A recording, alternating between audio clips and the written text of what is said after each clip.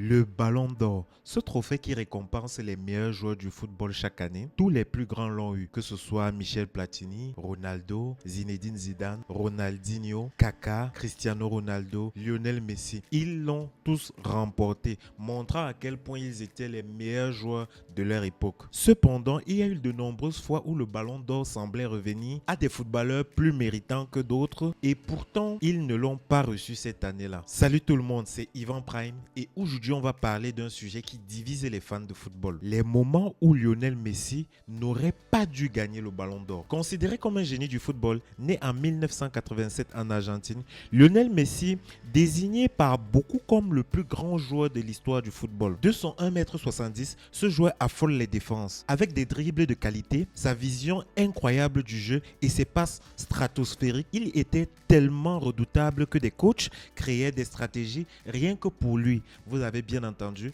les coachs ne créaient pas des stratégies pour son équipe, mais pour Messi. Et d'ailleurs, l'Inter de Milan de Mourinho l'a fait en 2009-2010 lors de la Ligue des Champions. Il y avait toute une stratégie basée pour défendre sur Messi. Même Samuel Eto'o, à ce moment-là, à l'Inter de Milan, a servi de défenseur pour gérer Lionel Messi, pour vous dire à quel point il était redoutable. Et les statistiques, je ne vous en parle même pas. On compte plus de 820 buts marqués en carrière, meilleur buteur de l'histoire du FC Barcelone, meilleur passeur de l'histoire de la Liga, meilleur buteur de l'histoire de l'Argentine. Son palmarès jusqu'à nos jours est plutôt fou. 4 Ligues des Champions remportées, 10 Ligas, 3 Coupes du Monde des clubs, une Coupe du Monde, une Copa América, une médaille d'or olympique et 8 ballons d'or. Messi, c'est le footballeur à l'état pur. Mais cela veut-il dire qu'il a toujours mérité ses ballons d'or? Absolument pas. Mais avant d'entrer dans le vif du sujet, il est important qu'on sache exactement comment fait-on pour gagner le ballon d'or quand on est un footballeur professionnel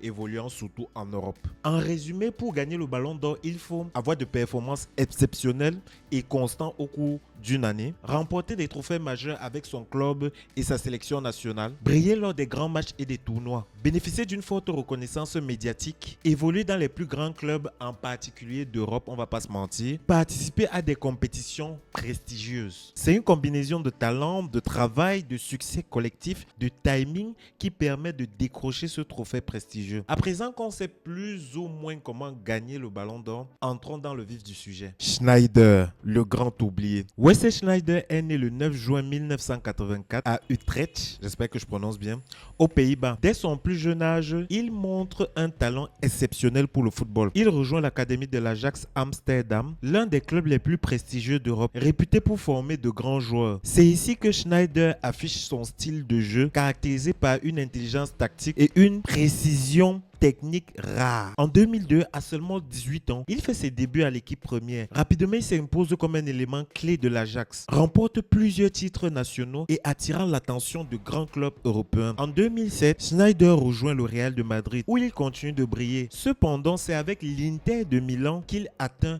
l'apogée de sa carrière en club. Sous la direction de José Mourinho, Sneijder devient le maître à jouer de l'équipe. En 2010, il mène l'Inter de Milan au triplé historique, champion d'Italie, Coupe d'Italie, Ligue des Champions. Avec des statistiques et des performances incroyables cette année-là, il joue 41 matchs pour 15 buts, 8 passes décisives. Sneijder était meneur de jeu à l'Inter de Milan, orchestrant le jeu offensif en étant crucial dans la construction de l'attaque. Avec les Pays-Bas, Sneijder joue 7 matchs pour 5 buts marqués et une passe décisive. Sneijder en Coupe du Monde a été l'un des joueurs clés du Pays-Bas qui ont atteint la finale de la Coupe du Monde 2010. Il a notamment marqué des buts décisifs contre le Brésil en quart de finale et l'Uruguay en demi-finale. Certes, en finale de la Coupe du Monde, il s'incline contre l'Espagne, mais cela ne retire en rien le parcours exceptionnel cette année-là de Sneijder. En termes de distinction individuelle, il est le meilleur milieu de terrain de la Ligue des Champions 2009-2010 et il est nominé dans l'équipe type de la Coupe du Monde. En revanche, cette année-là, Messi ne fait pas mieux que Sneijder. Certes, d'un point de vue individuel, il a de bonnes statistiques, c'est-à-dire avec le FC Barcelone, il joue 53 matchs, toutes compétitions confondues, marque 47 buts avec 14 passes décisives. Avec l'Argentine, il joue 5 matchs, marque 0 but et ne fait qu'une seule passe décisive. En termes de trophées individuels, Messi ne gagne que la Liga et la Super Coupe d'Espagne. C'est tout. C'est pour ça que cette année-là, le monde n'était pas censé assister à cette scène où Messi reçoit le Ballon d'Or 2009-2010. Ça n'avait aucun sens. Sneijder, en plus de ne pas recevoir ce Ballon d'Or, ne figure même pas dans le top 3. c'était lunaire. Verdict, Messi avait été exceptionnel, certes, avec le Barça, mais Schneider avait été plus décisif et avait gagné le plus grand nombre de compétitions. Virgil van Dijk, le roc oublié.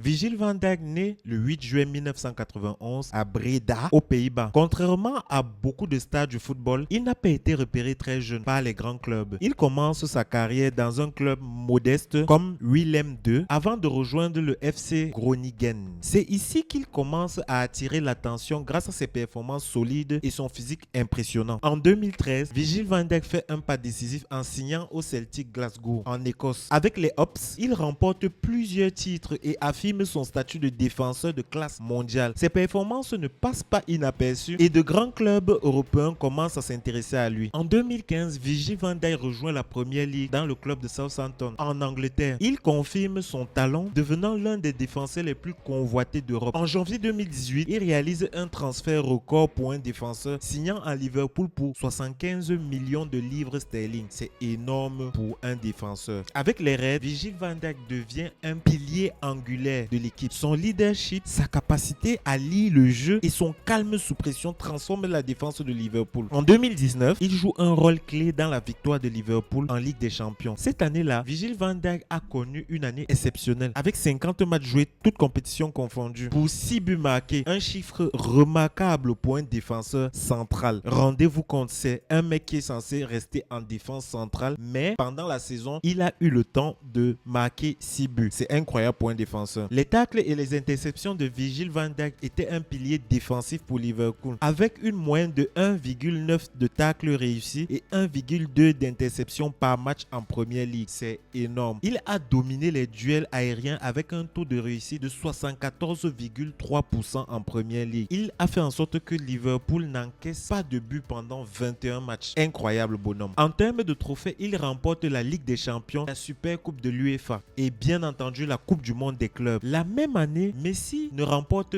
que la Liga et la Super Coupe d'Espagne. Autant dire que c'est des trophées qui sont intéressants, mais c'est pas des trophées majeurs qui fassent en sorte que tu puisses remporter le Ballon d'Or. Messi réalise encore une fois une grande saison à l'échelle individuelle, notamment avec 51 buts marqués et 22 passes décisives. Mais il subit la pire humiliation de l'histoire de la Ligue des Champions contre Liverpool, un 4-0, qui était une remontada historique. Je m'en souviens encore très bien, c'était un match incroyable. Pourquoi Virgil van Dijk méritait le Ballon d'Or? Il était tout simplement le pilier de Liverpool. Il a gagné la Ligue des Champions qui est un trophée majeur. Liverpool a fini deuxième de la Première Ligue avec 97 points, un record pour un vice-champion. Dites-vous que Manchester est sorti premier de justesse avec pour écart de points un seul point d'écart. Et cette année-là, Virgil van Dijk est le meilleur défenseur de l'année, élu joueur de l'année de l'UEFA. Verdict, encore une fois, Messi cette année ne méritait absolument pas de gagner le Ballon d'Or. Absolument pas, surtout pas devant un défenseur qui a fait autant de choses cette année-là et qui a mené son équipe à la victoire. Lewandowski, le Ballon d'Or volé.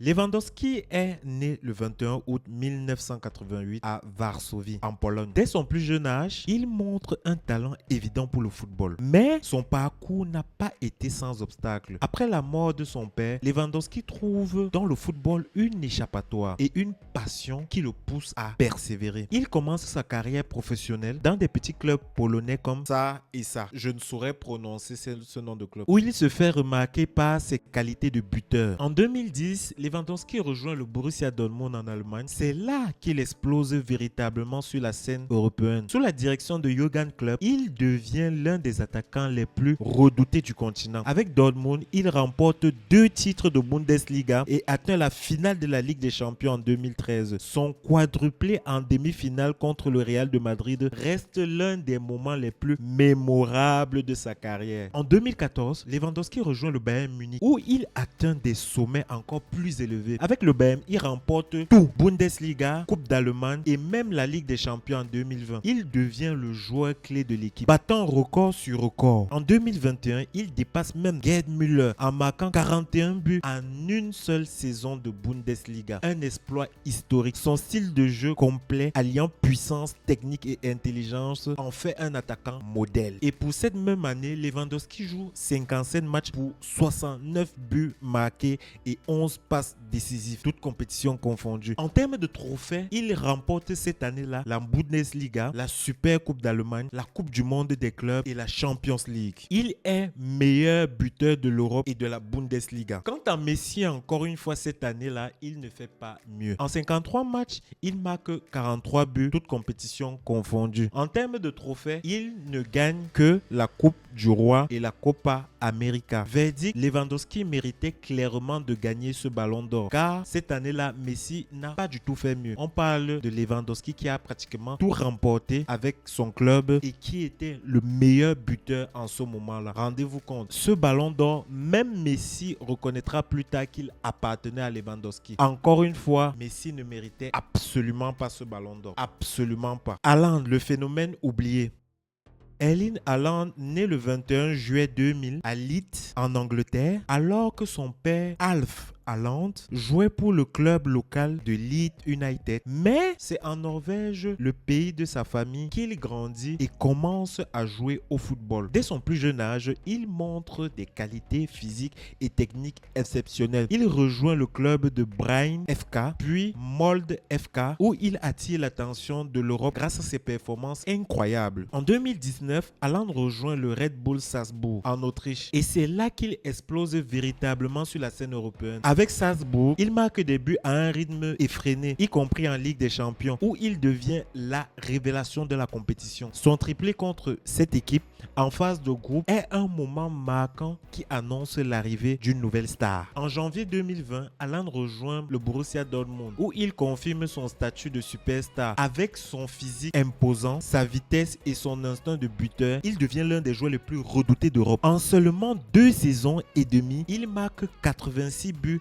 en 89 matchs. Un ratio impressionnant. Ses performances attirent l'attention des grands clubs. Et en 2022, il finit par rejoindre Manchester City pour un nouveau chapitre dans sa carrière. Et c'est ce moment-là qui nous intéresse en particulier. Car en 2023, c'est 55 matchs joués par Haaland pour 50 buts et 9 passes décisives. En termes de trophées, il remporte la Premier League, la Super Coupe de l'UEFA, la Coupe du Monde des clubs et la Ligue des Champions. Il est élu meilleur buteur de la Premier League, meilleur buteur de la Ligue des Champions, joueur de l'année de la Premier League, meilleur jeune joueur de la Premier League. Il fait même tomber le record de buts en une saison de la Premier League avec ses 36 buts, battant le précédent record qui était de 34 buts de Andy Cole et Haaland. Pour la même année, Messi gagne la Coupe du Monde avec l'Argentine, ce qui est un grand trophée, mais par contre en championnat, il ne fait pratiquement rien d'intéressant. Pour cette année-là, Messi, c'est 41 matchs joués, 28 buts marqués et 16 passes décisives. Autant vous dire que c'est la pire saison pour Messi. Enfin, c'est l'une des pires saisons pour Messi. Surtout devant Erling Haaland. Encore une fois, Messi n'a